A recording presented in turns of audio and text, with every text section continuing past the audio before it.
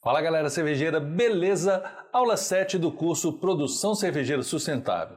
Agora sim um momento um pouco mais prático aí do processo de produção cervejeira. Nós vamos compreender como que se faz a cerveja, quais os equipamentos necessários para essa produção e as diferenças básicas das rampas de temperatura numa produção cervejeira. Essa aula será bem mais prática e mais longa também, tá? Mas não se preocupe com isso não, porque ela foi dividida em capítulos e isso favorece que você se programe para reiniciar aí do ponto que parou, né? Não precisa assistir tudo, a gente sabe que cada um tem a sua própria logística de organização aí para assistir um vídeo, né? Não é a nossa intenção deixar você preso aqui durante uma hora, por exemplo, assistindo o mesmo vídeo, né? Então a gente deixou aí na descrição e na linha do tempo, você pode ver ali pelo título dentro do capítulo que você parou, você volta a partir dele. Peço também que comente sobre essa aula, porque isso ajudará muito no desenvolvimento do relatório final desse projeto de extensão, que é um dos requisitos de aprovação nessa disciplina sobre projeto de extensão. Eu sou Luiz Villani, formando do curso superior em Tecnologia de Produção Cervejeira da Faculdade Anhanguera. Essa aula faz parte do projeto de extensão Produção Cervejeira Sustentável e esse é o canal Vilas Universo Cervejeiro.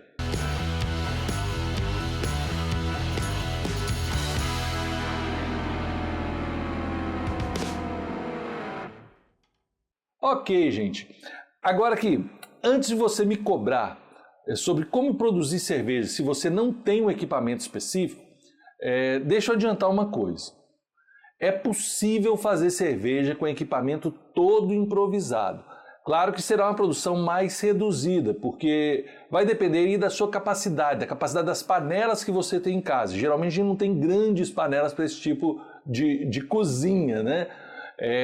Então é possível, é viável e vale a pena você experimentar assim, em pequenas quantidades, até para você ver se você vai gostar dessa cerveja que você produz, né? Agora, em relação à qualidade, muitas vezes a qualidade está no processo.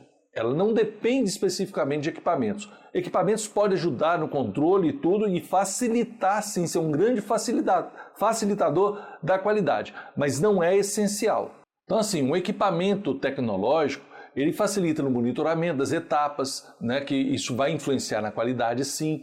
Quanto mais controle nós tivermos das condições da nossa braçagem, da nossa produção, de todas as etapas da produção na realidade, maior probabilidade da gente padronizar a nossa qualidade de produção. Várias etapas do processo de produção também podem ser automatizadas e isso facilita esse controle. Enfim, ter recursos é sempre muito bem-vindo. Mas a gente pode fazer excelentes cervejas com um mínimo de controle e com soluções mais baratas, né? O que você precisa saber agora é que nós precisamos sempre monitorar com atenção as etapas da produção. Para iniciarmos a produção de cerveja, portanto, não carece de um equipamento específico, mas eu recomendo o investimento numa panela cervejeira, tá, gente? Ela facilitará muito todo o processo básico aí de produção, né, que é a abraçagem, e bora lá a gente ver isso aí na prática mesmo, como é que funciona.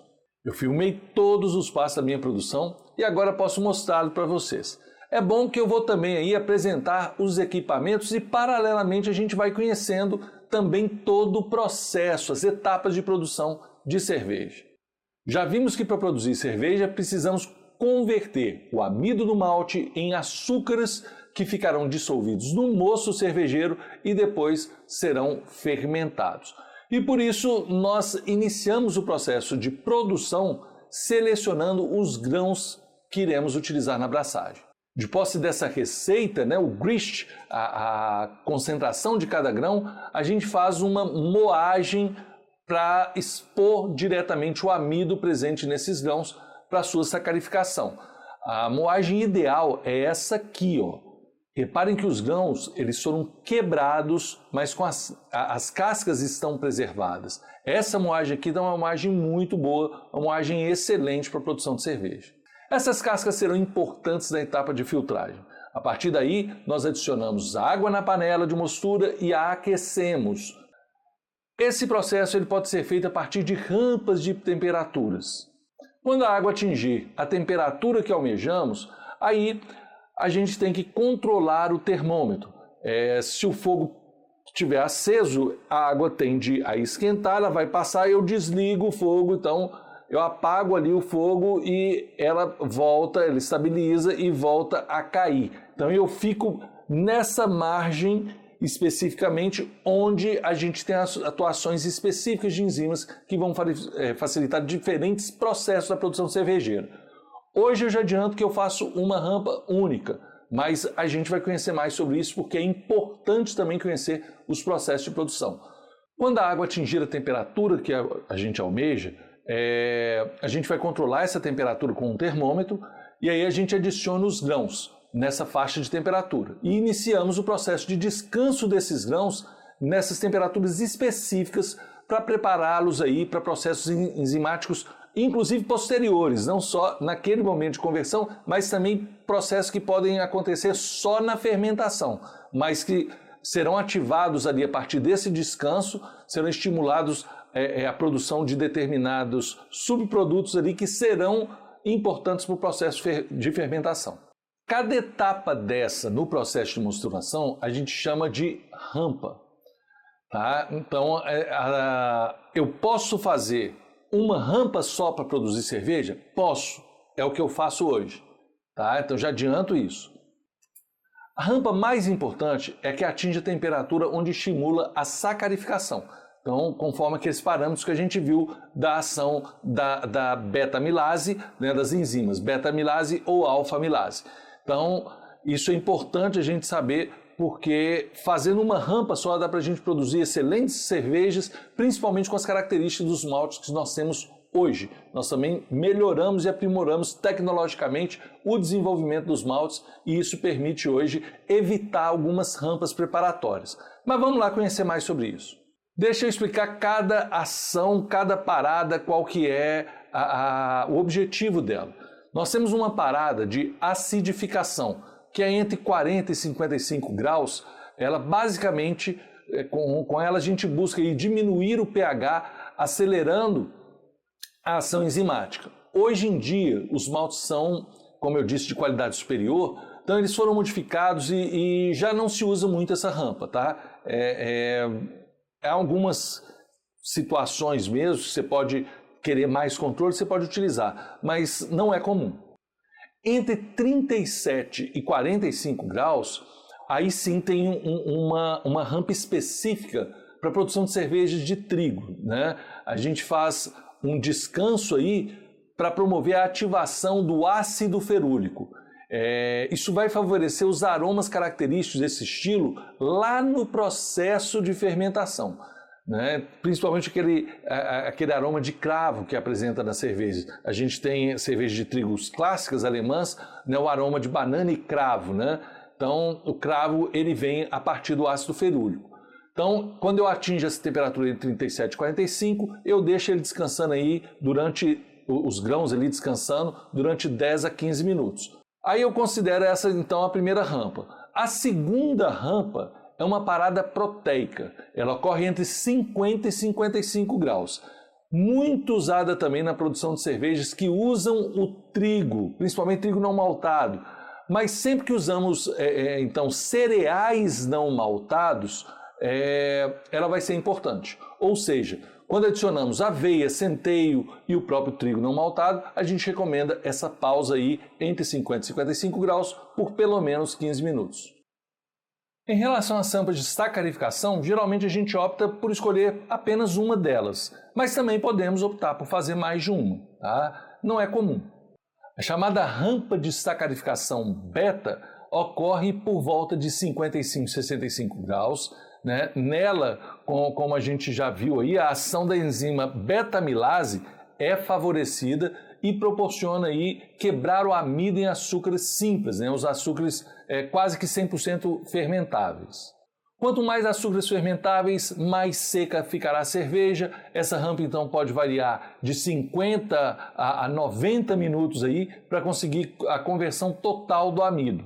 A gente usa geralmente essa rampa durante 60 minutos. Eu particularmente uso uma rampa entre 62 e 65 quando eu quero uma cerveja mais seca, tá? Inclusive isso ajuda também a reduzir o tempo necessário, porque eu não preciso ficar parando de rampa em rampa. Então fazer uma rampa única é mais objetiva e a gente atinge resultado de excelente qualidade. E aqui já uma dica de controle, né? Como saber se eu já posso interromper a sacarificação? Para isso, nós temos um teste simples e barato, chamado teste de iodo, né? A gente pode pingar uma gota de tintura de iodo em uma louça branca, por exemplo, e depois pingar algumas gotas de mosto. Na presença de amido, o iodo mantém uma cor escura, mais arroxeada, tá? Mas na presença de açúcares, a reação provoca uma cor amarelada. Quando alcançamos essa cor amarelada, nós sabemos que o iodo não está reagindo com o amido, ou seja, o amido foi convertido em açúcar. Aí podemos encerrar a mostura. Eu faço esse teste de iodo sempre depois de 60 minutos de sacarificação, e isso em qualquer rampa que eu faço, tá? Inclusive as posteriores, quando eu faço rampas também alfa, né, de alfa-amilase, e comparo as cores ali. Se ela está estabilizada, ela não, a partir com mais 10 minutos a gente vê que ela já está clarinha e não vai mudar mais aquilo ali, tá ok, eu sei que eu encerrei. Mas a cor é fundamental, essa cor amarelada. A rampa de sacarificação alfa é de 68 a 73 graus. Nessa rampa, a atuação principal é da enzima alfa-amilase, como a gente já viu, e consiste na conversão do amido em açúcares pouco fermentáveis, ou as dextrinas, né? Que são açúcares, aí sim, não fermentáveis, e aquela que vai conferir mais corpo à cerveja. Isso também vai provocar um adocicado no final. Outra possibilidade que nós temos é abraçarmos numa temperatura intermediária, aí, por volta de 64, 68, né, a gente vai ter ação de ambas as enzimas. Por fim, existe uma rampa que a gente chama de mash out, são 10 minutinhos ali entre 75 e 79, que tem a função de inativar a conversão enzimática. Então é uma rampa desejável para dissolver melhor os açúcares e preparar a transferência do mosto para a fervura, né? Em torno de 10 minutos aí, nessa faixa tá ok. Também não é necessária, tá? Eu não tenho utilizado e tenho obtido bons resultados sem fazer o mash out.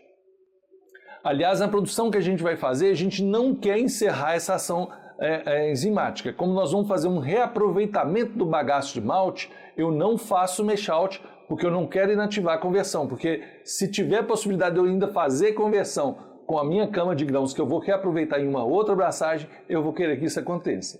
Em resumo, a gente aquece a água até a rampa desejada. No meu caso aqui, por exemplo, eu estou fazendo com 67 graus, 66, 67. Então eu vou aquecer a água até 68, tá? Porque ela tem uma redução aí de temperatura. A gente vai explicar daqui a pouco. E eu já venho mostrando aqui alguns equipamentos ao longo do curso, né? Mas agora a gente tem que detalhar isso melhor. O termômetro é um equipamento indispensável. É o primeiro equipamento que a gente tem que ter, e ele é barato, né? Então a gente tem que adquirir, porque senão não tem como fazer cerveja. É aquele mesmo termômetro que a gente usa para fazer iogurte, né? Então é um termômetro de cozinha. Quando a água chega à temperatura desejada, eu adiciono então os grãos. Aqui nós já podemos apresentar a panela cervejeira, né? Nós estamos usando aqui uma panela, mas nós temos outra aqui para mostrar esse modelo, né? Como que é, a base é a mesma. É um caldeirão ou um caldeirãozinho com um furo embaixo e uma torneira acoplada nesse furo. Essa torneira ajuda em outras etapas do processo, como na filtragem, na recirculação, que a gente vai ver que faz a primeira filtragem desse mosto, né? A transferência para a fervura e depois também a transferência para o fermentador. Aqui, por exemplo, eu aqueci a água até 68 graus e já posso adicionar os grãos.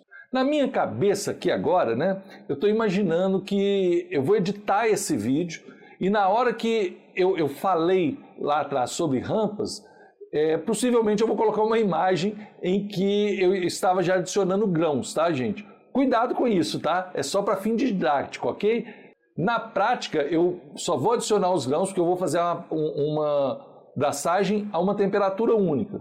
Então vai ser 67 graus. Eu vou fazer a sacarificação então numa zona intermediária.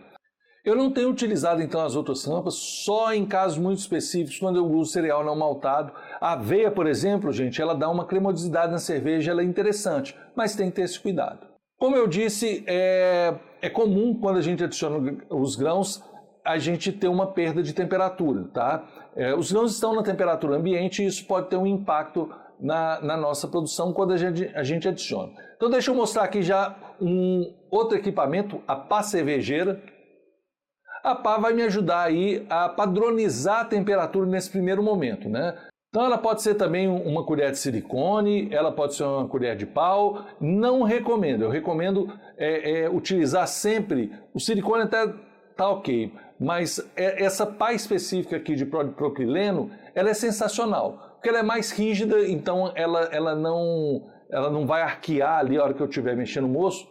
Ela também é mais fácil de limpar e sanitizar, coisa que às vezes a madeira ela fica ali com algum sedimento, principalmente quando a gente vai fazer o whirlpool, que é no final, depois que a gente já ferveu o moço, isso faz muita diferença. Então, a pá de polipropileno ela é mais indicada, tá? Ela evita qualquer risco aí de contaminação na nossa cerveja. Depois eu confiro novamente a temperatura. Se ela estiver abaixo da zona alvo, eu acendo o fogo e fico mexendo com a pá. Outra informação importante, fogo aceso, mexa sempre. A temperatura do fogo aí sobre os grãos no fundo da panela, ela pode induzi-los a uma caramelização. Então ela atinge direto ali, mesmo efeito, a reação de Maillard num malte que não passou por isso, ela vai ter. Ele carameliza e agarra no fundo. Como o fogo vai continuar sendo incedido ali quando a gente acender, acaba queimando e gerando um gosto de fumaça na sua cerveja. Então, sempre quando eu acender o fogo, ele vai incidir direto sobre essa porção, a gente vai ficar mexendo para não deixar ali caramelizar e agarrar no fundo, tá? Então, essa é uma dica muito importante. Passe a pá cervejeira lá no fundo, sempre passe ela pelo fundo, faça os grãos girarem ali no seu moço. Chegou na temperatura almejada, desligue o fogo, tampe a panela e espere algum tempo. As condições de cada pessoa em termos de equipamento e características, inclusive do meio ambiente, da temperatura, vai influenciar no tempo que ela perde esse calor para você ter que acender novamente o fogo. No meu sistema, né, no calor que está hoje, né, demora em torno de 20 minutos para esfriar. Então o moço cair de 67 para 66 até 65 é uns 20 minutos. Mas eu não deixo ele chegar nos 65 não. Geralmente caiu para 66, eu subo ele até 68 de novo e aí ele fica nessa faixa de 66 a 68, na maior parte do tempo em 67 graus. Tá? E como que eu faço isso? De 10 em 10 minutos eu boto um alarme mesmo, eu vou lá e mexo. Por que eu mexo nesse momento? E aí eu também confiro a temperatura. Antes, gente, eu deixava 20 minutos parado e eu percebi o seguinte, quando eu pegava o termômetro e colocava na panela, em pontos diferentes, ele esfria de forma diferente. Então, você não está tendo uma temperatura homogênea.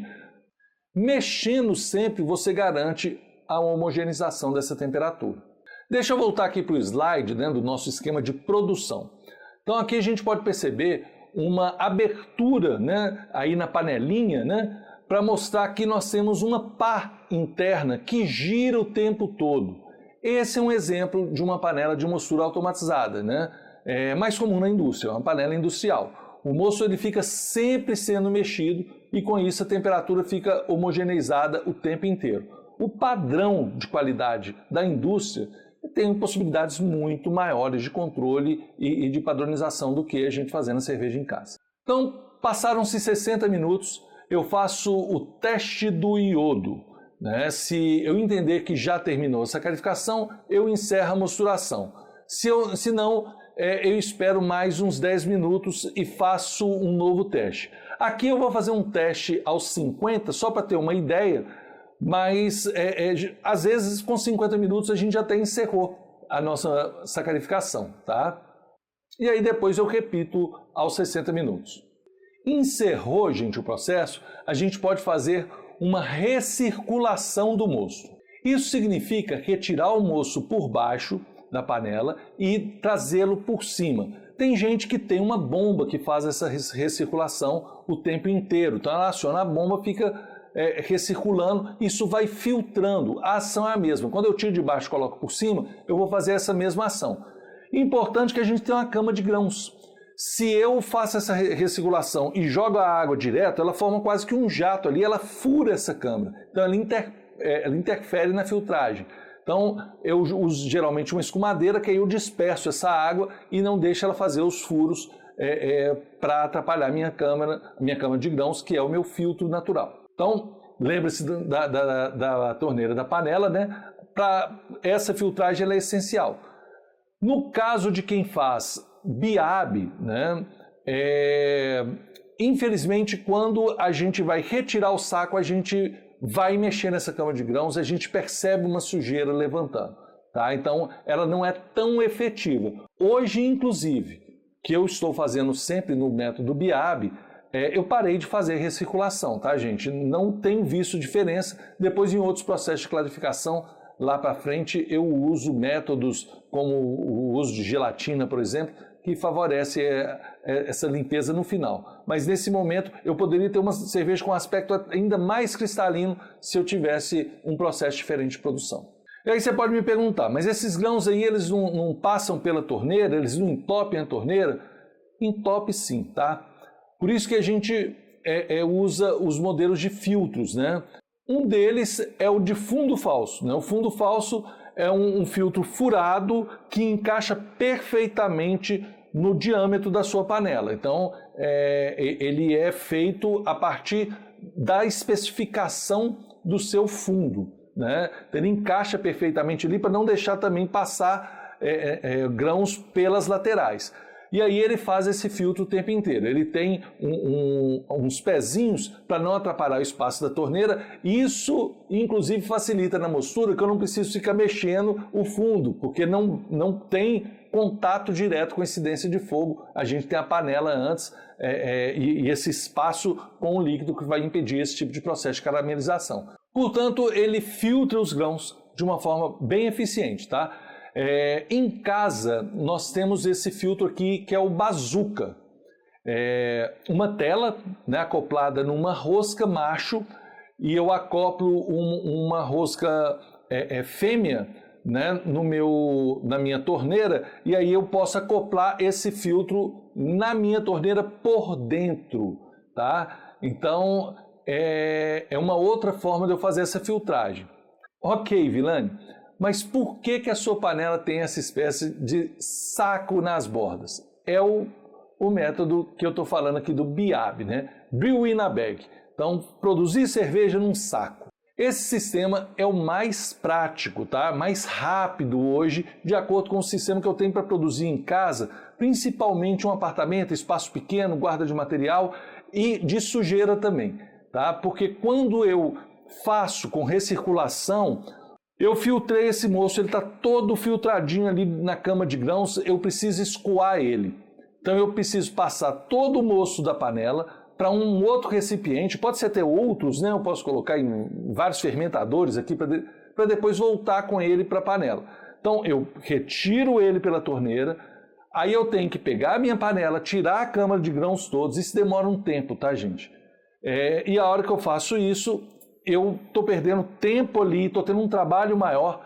Quando eu tenho o saco de grãos, quando termina a abraçagem, né, terminou a sacarificação, eu só levanto ele. Deixo ele escorrer um pouco, eu uso aqui uma grade, né, em cima da minha panela, deixo ele escorrer e aí vai prejudicar um pouco a filtragem, mas vai ser muito mais rápido. Então ele é muito mais prático. E depois até para jogar esse grão fora, eu já viro ele dentro do próprio saco que eu tenho, é mais fácil descartar também esse grão. Jogando ele dentro do saco, eu ainda posso reaproveitá-lo, que é o que a gente vai fazer aqui com essa proposta de produção de cerveja sustentável. Antes do início da fervura, podemos então medir a densidade do mosto. Né? Para isso, eu preciso de algum medidor. Vou mostrar aqui uma imagem, possivelmente já do processo final da mostura, tá? Mas é a mesma. Eu preciso medir com um densímetro ou então com um refratômetro. Eu encho, no caso do densímetro, a proveta, espero esfriar esse mosto, depois eu coloco o densímetro na proveta tem um tamanho padrão dessa proveta e aí a gente mede a densidade. Outra forma é por refração, né? E aí a gente precisa só de uma gotinha. É bem mais sofisticado, que é o caso do refratômetro. Com algumas gotas do moço, né, uma gotinha, 2 aqui, 3, ele vai esfriar rapidinho. A gente pode medir a densidade aí de uma forma muito mais prática, sem fazer qualquer tipo de sujeira ali, tá, gente? É muito prático mesmo o refratômetro. Problema do refratômetro ele não é preciso na presença de álcool, então interfere. Existem algumas equações para a gente fazer uma medição, uma inferência no valor a partir do refratômetro, do teor alcoólico aí da nossa FG, né? Nessa medição, mas o densímetro é mais preciso. Nesse caso, tá, gente? Posso dispensar essa medição? Posso, não tem problema, mas eu vou ficar às cegas, né? Vai ser uma cerveja no escuro que eu falo, né? Não tem como eu saber qual é o percentual alcoólico dela, não tem como eu saber se estabilizou de fato a fermentação. Eu vou fazer isso por tempo e não efetivamente a partir de um resultado específico, ali algo concreto que eu possa medir e saber. Aqui agora não está tendo mais fermentação porque estabilizou na medição. Eu sei que a FG não vai descer mais do que isso. Eu comecei assim, tá, gente? Eu fiz ótimas cervejas só esperando. Em vez de fermentação dura 7, 8, 9, 10 dias. Eu deixava 12, 14 dias. Então, eu sabia que devia ter encerrado, né? Se eu fiz os cálculos certos, usei uma receita boa e eu usava receitas de pessoas qualificadas nesse sentido. Então, eu tinha ótimos resultados. Mas se a minha levedura, se eu tratei elas de certa forma, de forma correta, né, de forma adequada, se ela atuou bem, eu não tinha como saber. Eu só tinha o resultado final. Mas todas as cervejas que eu fiz dessa forma foram boas cervejas, muito boas, para se falar a verdade, né? Então, não precisa se preocupar muito com isso no início da nossa produção, não. Depois a gente vai aperfeiçoando e a gente vai adquirindo aos poucos os equipamentos. Se alguém me perguntava, né, qual que era o teor alcoólico da minha cerveja, eu falava assim, olha, é a base do esperado, né? Eu falava assim, eu acho que está em torno de tanto. Não tinha outro jeito de falar de outra forma. Portanto, eu recomendo adquirir esses equipamentos, né, porque eles fazem parte do processo de controle de qualidade. Você vai melhorar a qualidade da sua produção, e é importante a gente estar sempre almejando isso. Ao iniciar a fervura, nós podemos então adicionar também o tempero da cerveja, que no nosso caso hoje é o lúpulo. Quanto mais tempo exposto a uma temperatura de fervura, né, mais nós vamos extrair o amargor desse lúpulo. Então, ao mesmo tempo, os seus aromas eles acabam evaporando, porque são óleos essenciais. Se a temperatura está muito alta, eles evaporam. Então, a gente perde nesse processo uma quantidade grande de aroma. O mais comum é a gente iniciar com uma lupulagem assim que começa a fervura. Então a gente vai fazer uma fervura de 60 minutos, a gente vai ferver durante 60 minutos. Aí é possível, inclusive, calcular o nível de amargor que a gente vai obter de acordo com a presença da concentração de alfa-ácido nesse lúpulo que você adquiriu. Quanto mais tempo exposto, né, a uma alta temperatura, mais nós vamos extrair o amargor do lúpulo. Ao mesmo tempo, os seus aromas vão evaporar com a fervura. O mais comum é iniciarmos com uma lupulagem assim que começa a fervura. E com a evaporação da água, esse moço vai se tornando cada vez mais denso, tá? A densidade vai aumentando. Então, paralelamente, essa informação é importante. Em relação à lupulagem ainda, eu posso adicionar lúpulos aí em diferentes processos, com 10, com 15, com 20, com 5 minutos. Posso, inclusive, faltando para o final da fervura, né? Então, faltando 5 minutos da fervura, qual que é a característica? Ele vai ter uma preservação maior de aroma, porque não vai dar tempo de perder todos os óleos essenciais. Com 30 minutos, com 60 minutos, ele vai ter mais tempo aí de fervura, então vai evaporar mais óleos. Então, gente, o processo de produção, ele é complexo porque, além dos insumos que a gente pode variar, misturar com doses diferentes, a gente ainda tem o próprio processo. Às vezes a mesma receita, Mas na hora de fazer a lupulagem, eu adiciono em momentos diferentes. Isso vai trazer sabores diferentes. Então, é um universo muito amplo, né, da gente explorar, tem infinitas possibilidades da gente diversificar a nossa produção e chegar, inclusive, em sabores diferentes que nos agradem mais, né, e fique de acordo com o perfil que a gente deseja e o que o próprio mercado, quando a gente está falando da cerveja comercial. Essa adição tardia, então ela preserva mais o aroma, né? E ela complementa aí um pouco do amargor. Não se tira tanto o alfa-ácido porque foi exposto há pouco tempo aí de fervura. Então isso traz mais complexidade para a sua cerveja, tá, gente? Essas possibilidades de alteração. Terminada a fervura é hora da gente resfriar o mosto. Então eu desligo o fogo e com a pá cervejeira já limpa e sanitizada, eu vou produzir um rodomoinho, né, no mosto por cerca de 1 minuto, 2 minutos, justamente para que a sujeira ela se concentre num ponto específico, ela vai mais para o centro da panela. Isso facilita na hora da gente transferir o mosto da panela para o fermentador, a gente vai jogar um mosto mais limpo, né? Tem problema de a sujeira?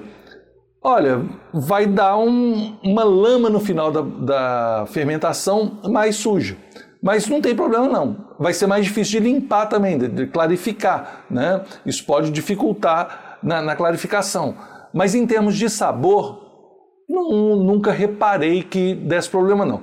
Conheço pessoas que jogam o que a gente chama que é esse resto aí né, é o chamado trub, que as pessoas adicionam o trub todo para o fermentador, né? Aproveita o máximo ali e espera o último processo da cerveja para não perder uma gota só de mosto e, obviamente, ter uma produção um pouco maior. E aqui, gente, eu acabei não falando, mas tem um detalhe muito importante, né?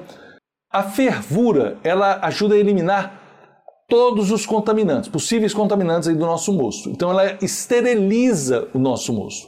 Então depois da fervura, todo equipamento que vai entrar em contato com o mosto de alguma forma, inclusive a minha mão que pode estar contaminada ali, próximo pode ter alguma contaminação, a gente deve sanitizar. A gente deve ter um cuidado agora com a higiene o tempo inteiro. Então, a pá cervejeira que eu utilizei para fazer o Whirlpool, antes eu tenho que sanitizá-la. O termômetro que eu vou utilizar para medir a temperatura e como é que ela está baixando à medida que o chiller for atuando, né, o resfriamento for acontecendo, eu tenho que esterilizar. Melhor, sanitizar. São conceitos diferentes, tá, gente? Para sanitizar, a gente usa aí substâncias como o álcool 70 ou uma solução de iodo, né, que é essa que eu uso aqui. Uma proporção específica que a gente faz a partir do Biofor ou Iodofor, né, de produtos à base de iodo, que são destinados a justamente fazer isso. Não tem nenhum problema com essa concentração em relação à saúde, isso é usado em diferentes processos de sanitização, né, e recomendado inclusive esse uso.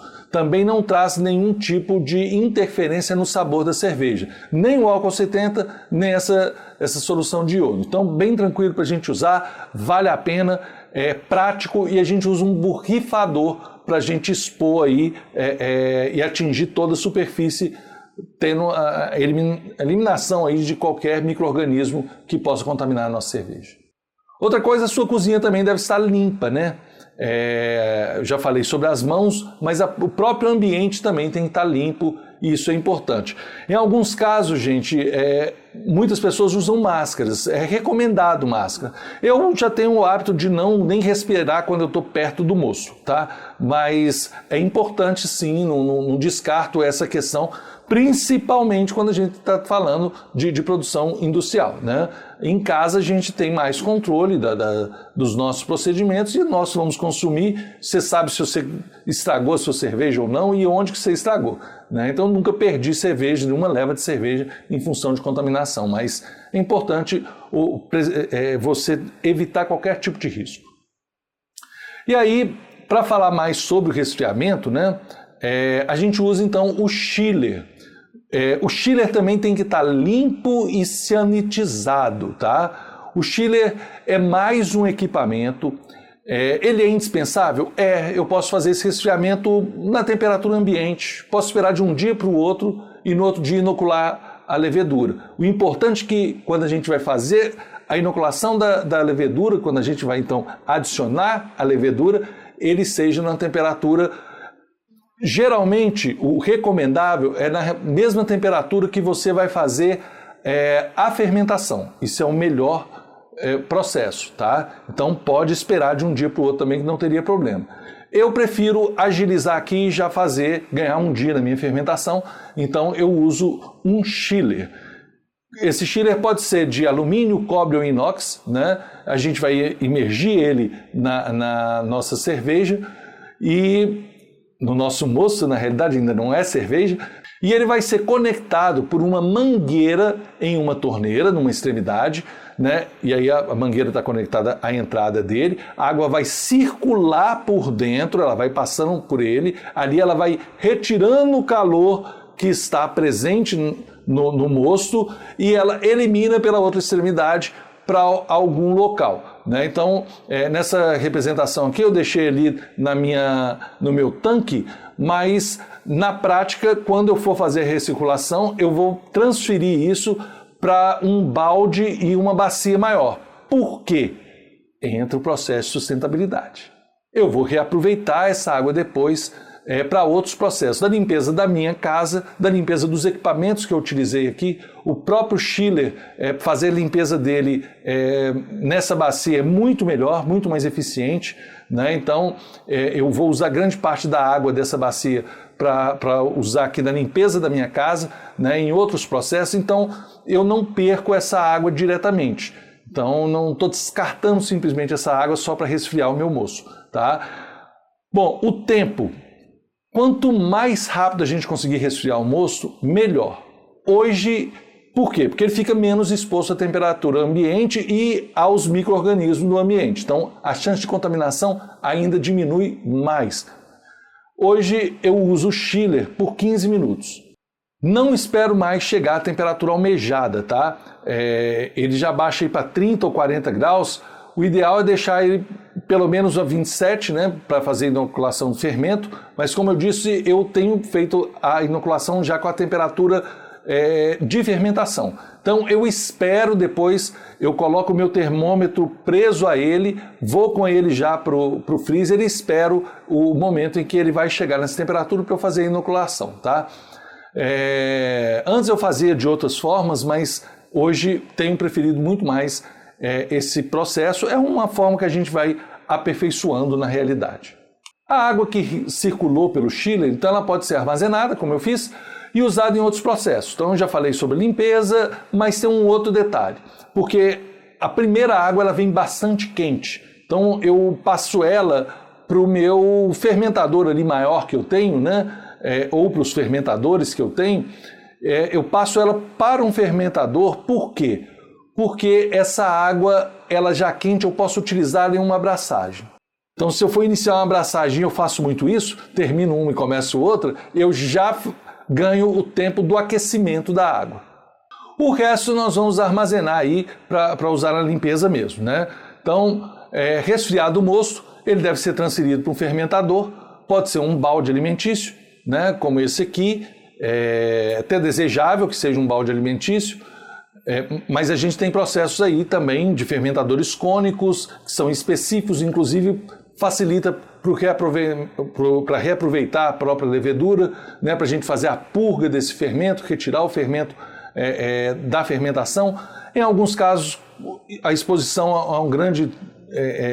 por muitos dias ela pode trazer alguns sabores também do fermento, mas não é comum, tá? Mas posso utilizar inclusive um galão de água. Eu fermento muito nisso aqui, ó. Nesse tipo de galão aqui também é possível a gente utilizar para fazer a nossa fermentação.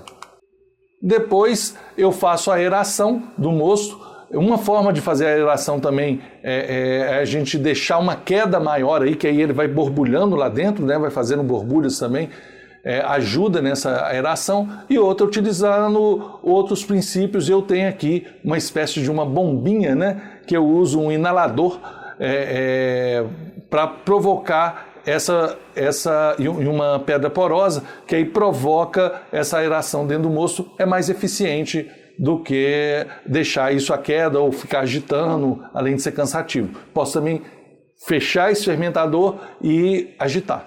Ao encerrar a fermentação, então eu posso tanto retirar o fermento como não. Tem pessoas que fazem a chamada trasfega, ela tira de um fermentador líquido e passa para o outro com uma bomba. Eu prefiro não fazer, não vi diferença quando eu fiz e quando eu não fiz. Então já fiz essas comparações algumas vezes.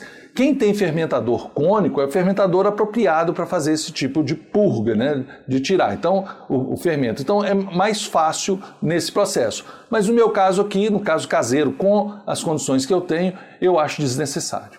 Na indústria, há ainda uma nova filtragem. Nessa etapa, a cerveja passa por um equipamento mais caro, um filtro específico. Isso não é comum entre cervejeiros caseiros, embora eu sei que tem gente que já adquiriu e que faz filtragem. Depois disso, nós procedemos então para o invase da cerveja. É a última etapa necessária. Nós vamos falar mais especificamente, tanto sobre a fermentação quanto sobre o invase nas próximas aulas, né? Mas depois de envasada, a cerveja ainda pode ser pasteurizada, que não está aqui, mas é um outro processo. Se ela não for pasteurizada, a gente vai ver isso também, ela é considerada o chopp aqui no Brasil pela nossa legislação. Mas depois a gente fala mais sobre isso. Sobre um referencial específico sobre esse conteúdo, gente, tem um livro aqui do John Palmer, que é o How to Brew. Tudo que você precisa saber para fazer excelentes cervejas. Bom, para mim é a Bíblia do cervejeiro caseiro. Aliás, de qualquer cervejeiro. Eu acho que todo mundo começa por a leitura desse livro. Antigamente a gente tinha acesso a ele em documentos PDF, né, em inglês. Hoje ele foi também traduzido pela editora Crafter, né, e isso tem facilitado aí o acesso da informação. Infelizmente eles não puderam dar continuidade aí, mas a gente espera que retome essa atividade aí, porque é muito importante, eles estavam trazendo vários livros importantes na literatura internacional sobre a produção de cerveja. A edição em português é de 2022, mas ela foi baseada na versão original que foi atualizada em 2017. Esse livro fala absolutamente sobre tudo que nós mostramos nesse curso, inclusive sobre como montar seu próprio equipamento, que é uma coisa que nós não falamos. Ele é simplesmente sensacional. Veja que até o momento nós não tivemos nenhuma etapa de descarte de insumos, tá? A água, o malte e o lúpulo, elas estão em panelas ou em recipientes aí no caso da água, né? O lúpulo ele está em forma de trub nesse momento e isso vai ser utilizado. O bagaço de malte também, eu estou armazenando ele, tem diversos processos para a gente utilizar que a gente vai ver posteriormente. Então, eles podem ser descartados, e aí a gente está tendo um desperdício, mas o seu reaproveitamento pode gerar outros produtos, inclusive, né? E outras cervejas, que é o caso de uma das propostas que a gente está fazendo com esse curso. Então, aqui está o segredo da sustentabilidade, tá? O meu malte já está separado em um saco plástico, um saco alimentício, o próprio saco onde eu comprei, tá? Ele poderá ser reaproveitado, conforme aí as práticas que a gente vai ver na última aula, na realidade. E nós separamos também o mosto, né? Uma parte foi para o fermentador, a outra ficou na panela. Essa parte que ficou na panela, ela tem sedimentos de malte, de lúpulo, né? Ela vira uma verdadeira lama, uma sujeira. É o chamado trub, mas ela tem sedimentos de lúpulo. Ela ainda tem potencial de amargor aqui. Então, ela pode ser reaproveitada também. Então, nós podemos e iremos reaproveitar tudo isso, tá? Na fermentação, mais sedimentos vão ser formados, né? Vai ter uma nova lama ali. Essa lama, inclusive, também pode ser aproveitada. A gente pode extrair as leveduras dela, porque tem camadas de sujeira que são mais escuras, e a gente consegue extrair essa levedura e reaproveitá-la em um outro momento. É um outro processo, eu não vou fazer esse aqui específico, mas a gente tem uma série de possibilidades, porque as leveduras elas se multiplicam na fermentação e aí elas ficam com um sedimento muito maior do que a quantidade que nós inoculamos. Então a gente pode reaproveitar isso também para outras levas. Sobre os equipamentos, você pode ainda estar se perguntando, e os equipamentos industriais? Na realidade, gente, são basicamente os mesmos. Então, quando eu mostrei lá o processo de produção, a gente vai mostrando os equipamentos ali, é a mesma coisa. A gente só faz em uma escala menor, então com equipamentos com volumes menores, né? O que difere, então, é o volume que a gente vai fazer numa escala muito grande, que vai depender, inclusive, de uma tecnologia maior. Não tem como eu transferir uma panela de 1.000 litros, carregar e transferir para um fermentador, né? Então a gente vai precisar aí de automação.